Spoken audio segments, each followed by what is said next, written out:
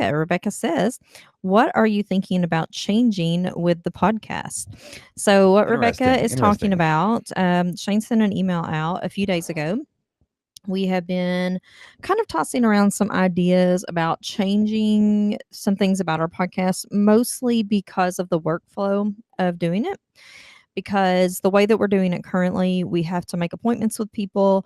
Sometimes we have to change those appointments because things come up. And, as you make appointments for anything, it can be a little bit tricky. So that is the reason that we considered doing that. And also, too, just, like, it's funny because we're so close to it. Like, Jocelyn and I are deeply involved with everything that's happening in the community, making courses in the forums, talking on member calls, doing, the podcast. And like, you guys hear the podcast and that's all you hear, right? But each podcast that you hear that comes out, for every 30 minutes, there's maybe an hour and 20 minutes of actual recording. And that does get repetitive for us, right? So like, the funny thing was, like, we when I sent that survey out, it was an open-ended question. What do you love about the podcast? What would you like to see us change? And when we compiled the results, honestly, 95% of the people were like, do not change this podcast. This is my favorite podcast. I love this podcast. There were some suggestions in there, like maybe we could broaden out. Like, some people wanted to hear from really, really successful people, and some people wanted to hear more back, from beginners. And we have been doing a lot of success stories lately, and we saw that they were getting into a lane, and we needed to kind of diversify that a little bit. But what we were also trying to figure out was not only how we could spice it up a little bit for us and have a little bit more fun with it.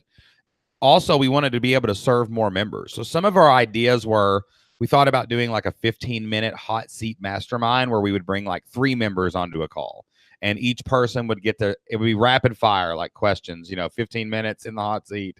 We could record and ask 3 different people and talk to them on the call. We've thought about doing, we don't really like to do solo shows. Like, that's something that we don't like to sit down and plan, because those take a lot more planning than interviews, believe it or not. I mean, we do them from time to time. For It's sure. just we prefer not to do them routinely because it does take a lot of time to plan them and then also to record them. It actually takes a lot more energy and a lot more planning and to do those than it does the interviews. Just so much easier. And then we've even thought about like taking some of these Q&As and taking like our best of, or maybe even cutting out. I've seen some other podcasters do this. Maybe taking the best questions all about Facebook ads and putting them together in like a mashup and releasing that as an episode.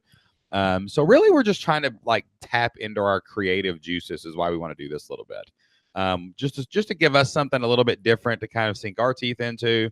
And we're always thinking of what's best for you guys and how to get the most value and the most information out to our audience as possible. And also to like help more people. Those one-on-one calls are awesome. It's kind of like nobody else does it. Everybody else is interviewing like, authors and experts or whatever. And somebody in the chat said, please don't bring on experts. I promise. No, that we is will not happening. I promise you that will not happen. We're not going to turn this into a big affiliate sales fest and sell our soul to the devil. We're not going to do that. So it's really more like, how can we get more of you guys on? How can we get more of your voices in? For example, one thing we've thought about doing with these member calls, we really love this format because it's easy for us to manage.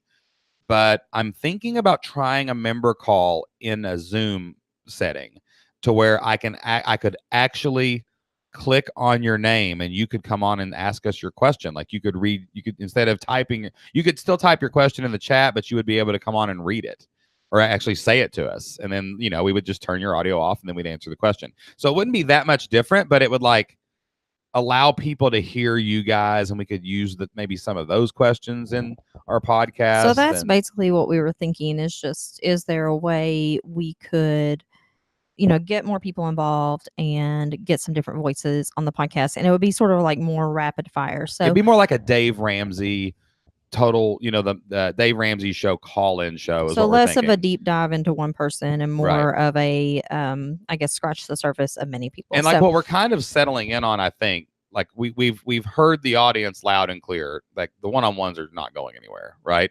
We never planned for them to go anywhere, but we do think we're going to try to figure out how to do this call-in show vibe or this, maybe this hot seat mastermind vibe.